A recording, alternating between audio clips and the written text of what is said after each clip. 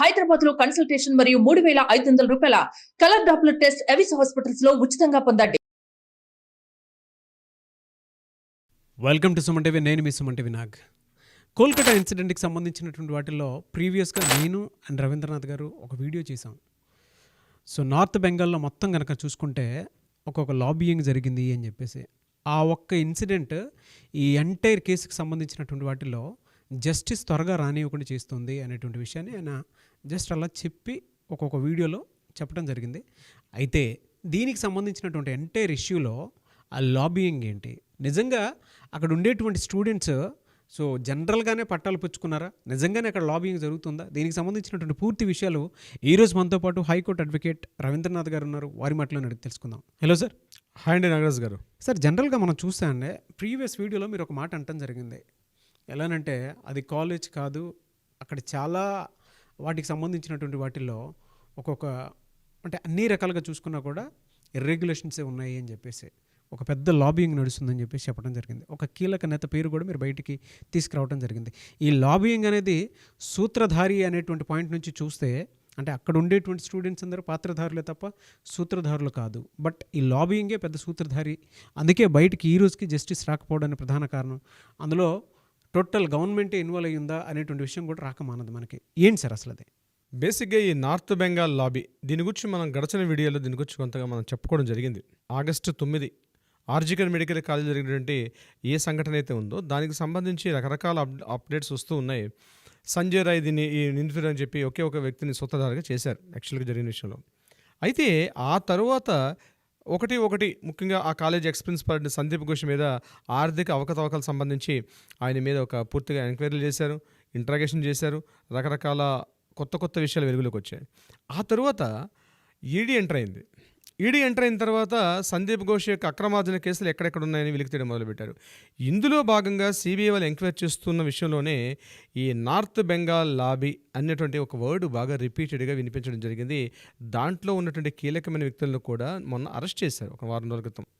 వాళ్ళని అరెస్ట్ చేసి వాళ్ళని ఇంట్రాగేషన్ చేసిన తర్వాత వాళ్ళు చెప్తున్నటువంటి ఆ విషయాలు ఒకటి ఎక్కడంటే తీగలాగితే డొంకంతా కదులుతుంది అన్నట్టుగా విస్తుపోయే విషయాలు బయటకు వస్తున్నాయి. దీనికి సంబంధించి అసలు నార్త్ బెంగాల్ లాబీ అంటే ఏంటంది, ఈ విషయంలో మిమ్మల్ని అంటే మనకు అందిన ఇన్ఫర్మేషన్ మేరకు మిమ్మల్ని చెప్పే ప్రయత్నం చేస్తాను నాగరాజ్ గారు. ఈ నార్త్ బెంగాల్ లాబీ అన్నది కలకట్టా నార్త్ సైడ్ ఉండే ఒక మెడికల్ కాలేజ్. అది కాలేజ్ యాక్చువల్గా north Calcutta medical college, north medical college. ఇది నార్త్ సైడ్ ఉంటుంది. అయితే ఈ నార్త్ బెంగాల్ లాబీ అనే వర్డ్ ఎలా వచ్చింది యాక్చువల్గా అంటే దీనికి ఏమైనా జియోగ్రఫికల్ అథెంటికేషన్ ఉందా? ఏమీ లేదండి. ఆ కాలేజీని బేస్ చేసుకొని ఒక ముఠా పనిచేస్తుంది, ఒక మాఫియా వ్యవస్థ పనిచేస్తుంది నార్త్ బెంగాల్ కాలేజీ బేస్ చేసుకొని. ఆ మొత్తం మీకు వెస్ట్ బెంగాల్లో 48 గవర్నమెంట్ మెడికల్ కాలేజీలు అంటే ప్రభుత్వ వైద్య కళాశాలలు, ఆరోగ్య శాఖ, మంత్రిత్వ శాఖ, ఇవి రెండు జోనర్స్. ఇవి గవర్నమెంట్ మెడికల్ కాలేజీలు, మెడికల్ కాలేజీ బేస్ చేసుకున్నటువంటి మెడికల్ హాస్పిటల్స్, ఈ పక్కన వైద్య ఆరోగ్య శాఖ, ఇవన్నీ కూడా సింక్ అయ్యి నార్త్ మెడికల్ కాలేజీ ఉన్నటువంటి ఏదైతే మనం చెప్తున్నామో ఇక్కడ నుంచి ఒక లాబింగ్ స్టార్ట్ అవుతుంది అనమాట. అంటే టోటల్ సెంట్రలైజ్. ఇది ఒక 10 years బ్యాక్ ఈ వ్యవస్థని ఇక్కడ కొంతమంది డాక్టర్స్ ఏర్పాటు చేయడం జరిగింది. నేను ఈ వీడియో మధ్యలో మీకు ఆ పేర్లు కూడా రివీల్ చేస్తాను. ఎలా చేస్తున్నారో నేను చెప్తాను, దాని తర్వాత అసలు సంఘటనలోకి వెళ్తే ప్రయత్నం చేస్తాను. అయితే ఈ నార్త్ మెడికల్ కాలేజ్ ఉన్నటువంటి వ్యక్తులందరూ కూడా ఒక సిండికేట్గా ఫామ్ అయ్యారు. ఇందులో కాలేజీ ప్రిన్సిపాల్స్ ఉన్నారు, కరస్పాండెంట్స్ ఉన్నారు, అట్ ద సేమ్ టైం కొంతమంది తృణమూల కాంగ్రెస్ పార్టీ యొక్క ఎమ్మెల్యేలు కూడా ఇందులో ఉన్నారు. నేను నిన్న రివీల్ చేసినట్టుగా తృణమూల పార్టీ కాంగ్రెస్ అంటే ఈ సోనార్పూర్కి చెందినటువంటి ఎమ్మెల్యే అయినటువంటి డాక్టర్ సుదీప్తి రాయ్ దీంట్లో ప్రధాన సూత్రధారిగా మనం చెప్పడం జరిగింది. అతన్ని అరెస్ట్ చేసిన తర్వాత మరికొన్ని విస్తుగొలిపే విషయాలు బయటకు వచ్చాయి. అయితే వీళ్ళు ఎలా చేస్తారు, నార్త్ మెడికల్ కాలేజీని కేంద్రంగా చేసుకుని వీళ్ళకి ప్రతి మెడికల్ కాలేజీలో గవర్నమెంట్, నేను చెప్పేంత కూడా గవర్నమెంట్ మెడికల్ కాలేజ్ సంబంధించిన నాగరాజ్ గారు, ప్రైవేట్ మెడికల్ కాలేజ్ సంబంధించింది కాదు. సో గవర్నమెంట్ మెడికల్ కాలేజీలో అపాయింట్మెంట్స్ ఎవరికైనా జరగాలి అంటే ఒక ప్రిన్సిపాల్ తీయాలన్నా, ఒక కరస్పాండెంట్ నడిపించాలన్నా, ఒక అడ్మినిస్ట్రేషన్ ఆఫీసర్ నడిపించాలన్నా, ఒక హెల్త్ ఆఫీసర్ నడిపించాలన్నా, ఎవరినైనా ప్రమోట్ చేయాలన్నా, లేకపోతే ట్రాన్స్ఫర్ చేయాలనుకున్నా, ఏదైనా ఈ లాబీయే ఇక్కడ నుంచి ఈ లాబింగ్ నుంచి నడుస్తుంటుంది అనమాట. అంటే ఎవరిని ట్రాన్స్ఫర్ చేయాలన్నా ఈ ఎవరైతే ఈ ఒక ముఠా సభ్యులు నడుస్తుంటారో ఆ ముఠాలో ఉన్నటువంటి, ఇది యాక్చువల్ ముఠా, ఒక మాఫియా. ఈ ముఠా సభ్యులు దీని కీలక. అంటే చూసారంటే తోలుబొమ్మలాట్లో ఎలా అయితే వెనక నుంచి తోలుబొమ్మలు ఆటలాడిస్తుంటే ముందు ఎట్లయితే తోలుబొమ్మలు ఆడతాయో అదేవిధంగా ఈ మొత్తం వ్యవస్థని కొంతమంది 5 నడిపిస్తారు. ఆ 5 పేర్లు ఇప్పుడు మీకు రివీల్ చేస్తాను. అందులో బదాన్ చక్రవర్తి, ఈయన ఎన్ఆర్ఎస్ మెడికల్ కాలేజీ ప్రిన్సిపాల్. రెండో వ్యక్తి ఉత్పల్ దాస్, ఇతను diamond harbour medical college principal. మూడో వ్యక్తి రామ్ ప్రసాద్ రాయ్, ఇతను పీజీటీ గవర్నమెంట్ మెడికల్ కాలేజ్ ఉండే ప్రొఫెసర్. ఇతను అర్మాబాగ్ ఉన్నటువంటి మెడికల్ కాలేజ్ ఉండే ప్రొఫెసర్. ఇతను నెక్స్ట్ అవిజిత్ హజ్రా, ఇతను ఫార్మా కాలేజీలో ప్రొఫెసరు, ఐపీజీఎంఈఆర్కి ఇతను ప్రొఫెసర్గా పనిచేస్తున్నాడు. ఇక ఐదో వ్యక్తి మనకు ఈ సంఘటనకి ఎవరైతే సంబంధించిన వ్యక్తి ఉన్నారో అతనే సందీప్ ఘోష్, ఇతను ఐదో వ్యక్తి. ఈ ఐదుగురు కీలకమైన వ్యక్తులు. అంటే ఈ ఐదుగురు ఎలా సెంట్రలైజ్ చేస్తున్నారు? ఇప్పుడు ఫర్ ఎగ్జాంపుల్ మనకి జరిగిన విషయం ఏంటంటే, ఏదైతే ఆర్జికర్ మెడికల్ కాలేజ్లో ఉదయం ఆగస్టు 9 గంటలకి సంఘటన జరిగిందో ఇమ్మీడియట్గా ఆ రోజు సాయంత్రం ఇతను ట్రాన్స్ఫర్ జరిగింది ఎన్ఎంసీ మెడికల్ కాలేజీ. ఇంత తొందరగా ఎలా జరుగుతుంది అంటే ఇదంతా కూడా ఒక సెంట్రల్ సిస్టమ్ పనిచేస్తుంది. అక్కడ unauthorised organised sector, unauthorised organised sector ఈ నార్త్ బెంగాల్ లాబీ అనేటువంటి ఒక వ్యవస్థ, కంప్లీట్ సిండికేట్. వీళ్ళు ఏం చేస్తారంటే, ఒక మెడికల్ కాలేజ్ స్టూడెంట్, నేను స్టూడెంట్స్ విషయం మాట్లాడుతున్నాను, ఒక మెడికల్ కాలేజ్ స్టూడెంట్ తన ఎంబీబీఎస్ కంప్లీట్ అయిందంటే డెఫినెట్గా ఏవైనా పాస్ మార్కులు అథెంటికేషన్ అవ్వట్లేదు, అటెండెన్స్ అవ్వట్లేదు, ఎవరైనా సరే ఈ లాబీలో ఉన్నటువంటి వ్యక్తులు చెప్పినట్టుగానే పనిచేయాల్సిన అవసరం వస్తుంది. వీళ్ళకి ఎదురుగుండా ఈ ప్రిన్సిపాల్స్ కానీ ఎదురుగా ఎవరైనా మాట్లాడితే వాళ్ళకి మార్కులు తగ్గించడం కానీ, వాళ్ళకి ప్రమోషన్ తగ్గించడం కానీ, వాళ్ళకి అదే కాలేజీలో వాళ్ళు అక్కడే స్టే చేసిస్తారు. ఇట్లాంటి కుర్రవాళ్ళు సుమారుగా కొన్ని వందల వేల మంది స్టూడెంట్స్ ఈ నార్త్ బెంగాల్ లాబీలో ఉన్నటువంటి వ్యవస్థకు బలైపోయినటువంటి బలి పశువులుగా చాలామంది మారిపోయారు. ఎవరిని ట్రాన్స్ఫర్ చేయాలంటే ముందు ఒక షేరింగ్ అన్నది నార్త్ బెంగాల్ లాబీకి వెళ్ళాలి. ఎవరిని ఎక్కడైనా ప్రమోషన్ చేయాలంటే ఖచ్చితంగా వెళ్ళాలి. ఎవరికైనా మెడికల్ కాలేజీలో ఒక రివార్డ్ ఇచ్చారంటే ఖచ్చితంగా నార్త్ బెంగాల్ లాబీకి జరగాలి. ఎటువంటి యాక్టివిటీ జరగాలనుకున్నా నార్త్ బెంగాల్ లాబీలో ఉన్నటువంటి ఎవరైతే కీలక సభ్యులు ఉన్నారో వాళ్ళ త్రూగానే జరుగుతుంది.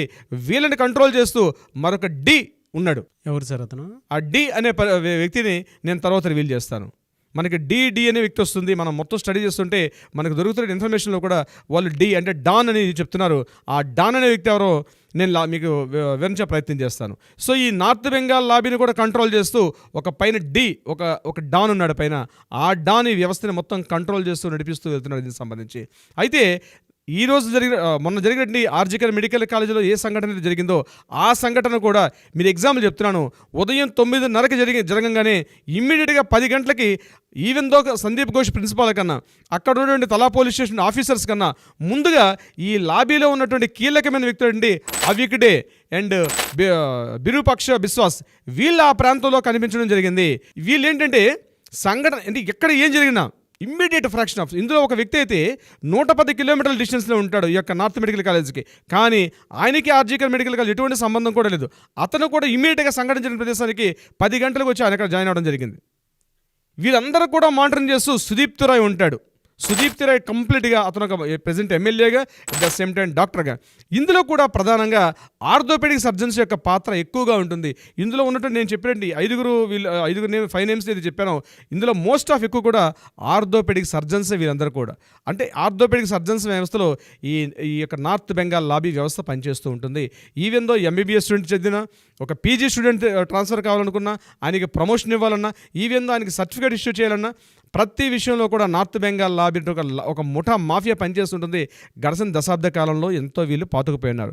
ఎప్పుడైతే సిబిఐ ఇంటరాగేషన్స్కి వీళ్ళని అరెస్ట్ చేశారో ఈ 5 పేర్లు బయటకు వచ్చాయి. ఇంకా తవ్వుతున్న కొద్దీ కొత్త విషయాలు వెలుగులోకి వస్తున్నాయి. కొన్ని సంఘటనలు ఎంత దారుణం అంటే నాగరాజు గారు, హ్యూమన్ ట్రాఫికింగ్లో కూడా నార్త్ బెంగాల్ లాబీ పనిచేస్తుంది. ఇందులో సెక్స్ రాకెట్ ఉంది. నార్త్ బెంగాల్ లాబీ ఇస్ కీలకమైనటువంటి హ్యూమన్ ట్రాఫికింగ్. ముఖ్యంగా దీనికి సంబంధించి చాలా కీలకమైన విషయాలు ఉన్నాయి. అట్ ద సేమ్ టైం అవయవాల యొక్క మార్పిడి, ఎక్స్పోర్ట్ జరుగుతున్నాయి. ఇక్కడి నుంచి ఈ యొక్క కాలేజ్ నుంచి ప్రతి కాలేజ్ నుంచి కూడా ఎక్స్పోర్ట్స్ అవుతున్నాయి. దీని మీద ఒక సిండికేట్ ఫామ్ అయినా దీని మానిటరింగ్ చేస్తారు. ఒక ప్రభుత్వ వ్యవస్థకి పేర్ల గవర్నమెంట్ నడుస్తుంది. గవర్నమెంట్ మెడికల్ కాలేజీకి పేర్ల గవర్నమెంట్ మెడికల్ కాలేజ్ నడుస్తుంది. ఎప్పుడైతే ఆగస్టు 9 సంఘటన జరిగిందో హెల్త్ డిపార్ట్మెంట్ ఈజ్ ద పేర్ల actual government body. Health department అంది గవర్నమెంట్ మెడికల్ కాలేజ్ ఒక కాలేజీ వ్యవస్థ. అయితే ఈ కాలేజీలు హాస్పిటల్స్ పైన ఒక syndication form is the North Bengal lobby. Even though ఈ North Bengal lobby government college వ్యవస్థ కాకుండా హెల్త్ డిపార్ట్మెంట్ కూడా ఇన్ఫ్లుయెన్స్ చేసే పరిస్థితిలో పడ్డారు వీళ్ళు. కానీ హెల్త్ డిపార్ట్మెంట్ మాత్రం వీళ్ళని ఎప్పుడు దగ్గర రానియకుండా పేర్లలుగా ఇప్పుడు గడిచిన దశాబ్ద కాలంలో ప్రతి చిన్న విషయంలో ఒక టెండర్ నోటీస్ రిలీజ్ చేయాలనుకున్నా, ఒక చిన్న కాలేజీలో వర్క్ జరగాలనుకున్నా నార్త్ బెంగాల్ లాబీకి రావాల్సిన షేర్ వస్తేనే హెల్త్ డిపార్ట్మెంట్ నుంచి రావాల్సిన ఫండ్స్ రిలీజ్ అయ్యాయి. ఈ విషయంలో నార్త్ బెంగాల్ లాబీకి హెల్త్ డిపార్ట్మెంట్ మధ్య ఎప్పుడూ వార్స్ జరుగుతూ ఉండేటి. ఎప్పుడైతే మనకి ఆగస్టు 9 సిండికేట్ ఈ విషయం ఈ రేప్ అండ్ మర్డర్ కేసు బయటకు వచ్చిందో ఈ హెల్త్ డిపార్ట్మెంట్లో ఆఫీసర్స్ అందరూ కూడా వాళ్ళు ఇప్పుడు బయటకు వచ్చి ప్రతి వాయిస్ చెప్తున్నారు, నార్త్ బెంగాల్ కాలేజీ ఎన్ని రకాలుగా కంట్రోల్ చేస్తుంది, ఇందులో మమ్మల్ని ఏ రకంగా ఇన్ఫ్లుయెన్స్ చేస్తుంది, ఎగ్జాంపుల్స్తో సహా చెప్తుంటే విస్తుపోతున్నారు అక్కడ సోషల్ మీడియా, లోకల్ మీడియా అంతా కూడా. ఈ కథనాలన్నీ కూడా లోకల్ మీడియాలో సీరియల్గా వస్తున్నాయి. నార్త్ బెంగాల్ లాబీ కీలక పాత్ర సుదీప్త రాయ్ ఒకడు వెళ్ళిపోయాడు. అయితే డి అనే వ్యక్తి ఎవరంది బహుశా మీకు నెక్స్ట్ ఎపిసోడ్లో మీకు రివీల్ చేస్తాను నాగరాజ్ గారు. కొంచెం మీరు చెప్తుంటే అది ఎవరు అనేది ఆ క్యూరియాసిటీ కూడా ఉంది. ఎందుకంటే ఇందులో చాలా నేషనల్ వైడ్ చూసుకున్నా కూడా ఇది అతిపెద్ద స్కామ్ అని చెప్పడంలో ఏమాత్రం సందేహం లేదు. ఎవరు సార్ ఆ డాన్? అంటే ఇంకొక ఎపిసోడ్ ఉందండి, అది కంప్లీట్ చేశాక అప్పుడు డాన్ ఆటోమేటిక్గా మీకు రివీల్ చేసే అవకాశం ఉంటుంది. ఎనీవేస్ అన్న ఏది ఉన్నా సరే అక్కడ ఉండేటువంటి అక్రమాలు బయటపడాలి, జస్టిస్ జరగాలి చాలా త్వరగా. We want justice, we demand justice. Nagaraju గారు, దీనికి సంబంధించి ఈ వీడియోలో రివీల్ చేసేటసరికి ఈ టోటల్ స్టోరీలో డీని రివీల్ చేయాలంటే కొంత సమయాభావం సరిపోదు, లెంగ్తీ అయిపోతుంది వీడియో. అందుకని మరికొంత స్టోరీ దీని మీద ఉంది, అది రివీల్ చేశాక అప్పుడు డి అనే వ్యక్తి ఆటోమేటిక్గా పబ్లిక్ అర్థమవుతుందండి. నెక్స్ట్ వీడియోలో దీన్ని మీకు రివీల్ చేసే అవకాశం ఉంటుంది డెఫినెట్గా. ఎనీవేస్ థ్యాంక్ యూ అండి, thank you so much Rabindranath గారు. Thank you so much Nagaraju గారు.